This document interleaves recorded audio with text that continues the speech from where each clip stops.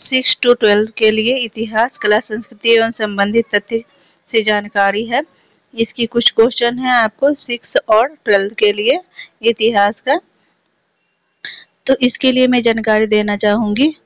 आप लोग अच्छे होंगे भगवान की कृपा से। तो आइए आगे कार्यक्रम शुरू करते हैं क्वेश्चन का और उसके आंसर का। कथक की किस घराने को शैली पर मुगल सभ्यता का असर सबसे ज्यादा पड़ा, जिससे उसमें श्रृंगारित का प्रभाव बढ़ गया, जो आज भी उस घराने के कथक नृत्य में देखने को मिलता है? तो ये है आपका लखनऊ घराना। ये आपका है लखनऊ घराना। कथक के किस घराने की शैली पर मुगल सभ्यता का असर सबसे ज्यादा पड़ा, जिससे उसमें श्रृंगारित का प्रभाव बढ़ गया, जो आज भी उस घराने के कथक नृत्य से देखने को मिलता है? तो लखनऊ घराना। नेक्स्ट है आपका लखनऊ घराने का जन्म अवध के नवाब वाजिद अली शाह के दरबार में हुआ। जयपुर घराने का जन्म किसके दरबार में हुआ माना जाता है? तो राजस्थान के कछवा राजा के दरबार में माना जाता है। लखनऊ घराने का जन्म अवध के नवाब वाजिद अली शाह के दरबार में हुआ। जयपुर घराने का जन्म किसके राज दरबार में हुआ माना जाता है? तो राजस्थान के कछवा राजा। नेक्स्ट क्वेश्चन है आपके बिरजू महाराज का सितारा देवी ने किस नृत्य शैली को ख्याति प्राप्त की? तो कथक। बिरजू महाराज और सितारा देवी ने किस नृत्य शैली को ख्याति प्राप्त की थी?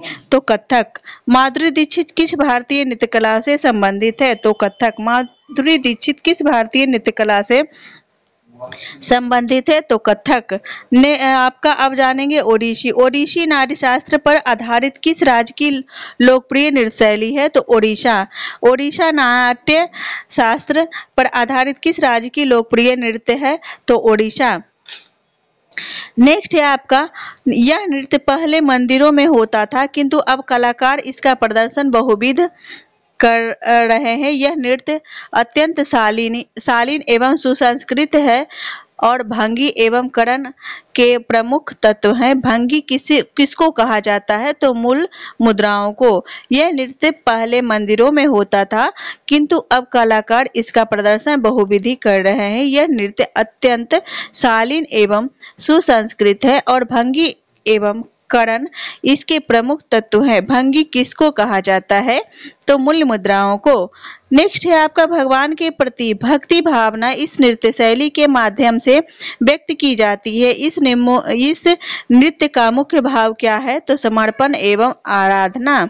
भगवान के प्रति भक्ति भावना एवं नृत्य शैली के माध्यम से व्यक्त की जाती है। इस नृत्य का मुख्य भाव क्या है? तो समर्पण एवं आराधना। नेक्स्ट है आपका ओडिसी में शरीर को 3 भागों में सिर, शरीर और पैर में बांटकर ध्यान केंद्रित किया जाता है। इसे क्या कहा जाता है? त्रिभंग। ओडिसी नृत्य में शरीर को 3 भागों सिर, शरीर और पैर में बांटकर ध्यान केंद्रित किया जाता है। इसे क्या कहा जाता है? तो त्रिभंग कहा जाता है। नेक्स्ट क्वेश्चन है यह एक कोमल एवं कवितामय शास्त्रीय नृत्य है। इसकी मुद्राएं और अभिव्यक्तियां किस शास्त्रीय नृत्य के समान होती है? तो भारतनाट्यम। यह एक कोमल एवं कवितामय शास्त्रीय नृत्य है। इसकी मुद्राएं और अभिव्यक्तियां किस शास्त्रीय नृत्य के समान होती है? तो भारतनाट्यम। नेक्स्ट है आपका ओडिसी नृत्य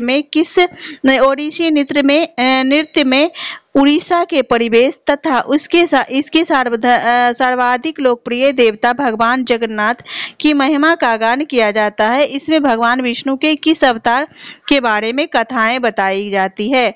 तो 8वें अवतार के बारे में कथाएं बताई जाती है। ओडिसी में उड़ीसा के परिवेश तथा इसके सर्वाधिक लोकप्रिय देवता भगवान जगन्नाथ की महिमा का गान किया जाता है। इसमें भगवान विष्णु के किस अवतार के बारे में कथाएं बताई जाती है? तो 8वें अवतार कृष्ण के बारे में। ओडिसी नृत्य के छंद किस सांस्कृतिक नाटक से लिए गए हैं? गीत गोविंदम। ओडिसी नृत्य के छंद किस संस्कृत नाटक से लिए गए हैं? तो गीत गोविंदम। आपका नेक्स्ट है मणिपुरी। मणिपुरी में मणिपुरी नृत्य मणिपुर का है और इसकी शैली कोमल एवं प्रतीकात्मक है। यह नृत्य शैली प्रायः कैसी है? अनुष्ठानिक। मणिपुरी नृत्य मणिपुर का है और इसकी शैली कोमल एवं प्रतीकात्मक है। यह नृत्य शैली प्रायः कैसी है? तो अनुष्ठानिक। नेक्स्ट है आपका मणिपुरी का उद्भव राज्य के किस जनजाति की मेबई जागोई नृत्य से हुआ माना जाता है?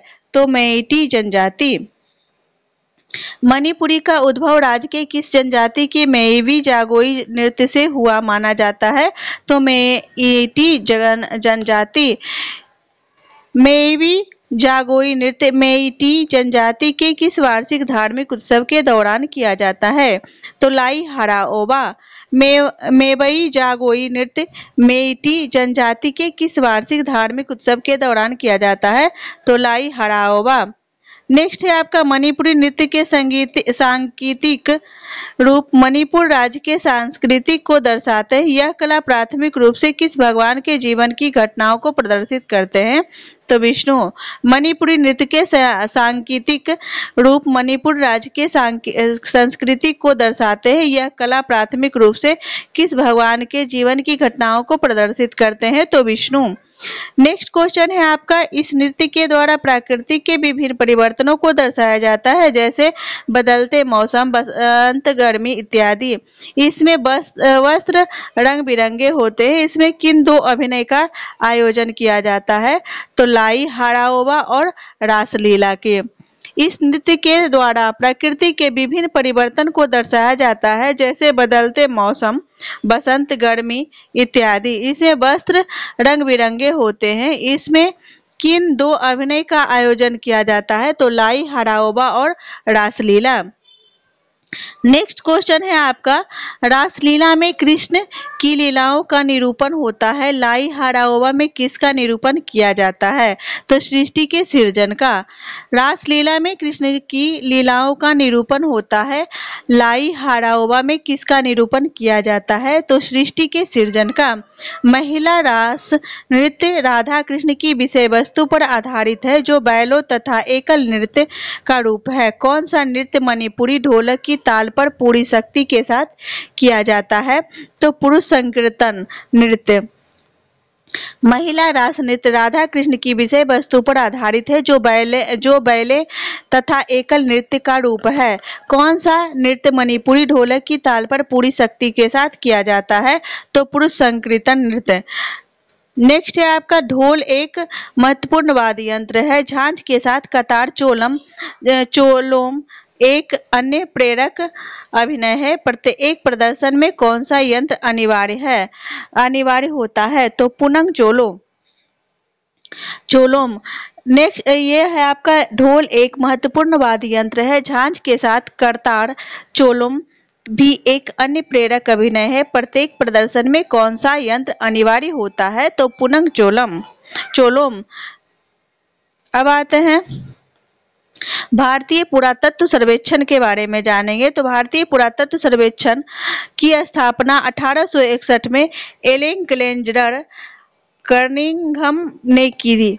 भारतीय पुरातत्व सर्वेक्षण की स्थापना 1861 में एलेक्जेंडर कनिंघम ने की। उनको भारतीय पुरातत्व का जनक कहा जाता है। उनको क्या कहा जाता है? भारतीय पुरातत्व का जनक कहा जाता है। श्री कनिंघम भारतीय पुरातत्व सर्वेक्षण के प्रथम महानिदेशक थे। दूसरे महानिदेशक जेम्स वर्गीस थे, जो 1886 से 1889 तक इस पद पर रहे। 1889 में सर एडवर्ड चार्ल्स बक द्वारा आर्थिक संकट के कारण इस पद को समाप्त कर दिया गया, जिसको बक संकट कहा जाता है। 1902 में लॉर्ड कर्जन द्वारा फिर से इस पद को बहाल करके सर जॉन मार्शल को इसका महानिदेशक नियुक्त किया गया। वे इस पद को 1928 तक रहे। इस पद पर 1928 तक रहे। उन्हीं के काल में वर्ष 1921 में दयाराम साहनी ने सिंधु सभ्यता के पहले स्थल हड़प्पा की खोज की। इसके बाद 1922 में राखाल दास बनर्जी के नेतृत्व में मोहनजोदड़ो ने उत्खनन कार्य आरंभ हुआ। 1924 में सर जॉन मार्शल ने सिंधु सभ्यता की खोज की विविध घोषणा की। भारतीय पुरातत्व सर्वेक्षण संस्कृति मंत्रालय भारत सरकार के संबद्ध कार्यालय के रूप में कार्य करता है। इसकी प्रमुख गतिविधियों में शामिल है पुरातत्व अवशेषों का सर्वेक्षण और उत्खनन, केंद्र द्वारा संरक्षित स्मारकों, स्थलों और अवशेषों का रखरखाव और संरक्षण। यह वर्तमान में 5000 से अधिक संरचनाओं का रखरखाव कर रखा है। सर्वेक्षण की विज्ञान शाखा का मुख्यालय देहरादून में है। प्राचीन स्मारक और पुरातात्विक स्थल एवं अवशेष अधिनियम 1958 के तहत भारतीय पुरातत्व सर्वेक्षण में देश भर में 3686 स्मारकों स्थलों को राष्ट्रीय महत्व घोषित किया। इनमें से 21 यूनेस्को की विश्व धरोहर सूची में शामिल है।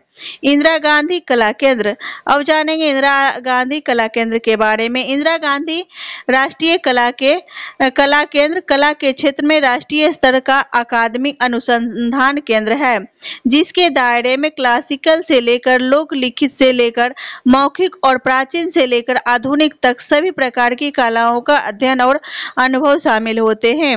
नई दिल्ली में स्थित यह केंद्र सांस्कृतिक मंत्रालय के अंतर्गत एक स्वायत्त न्यास है।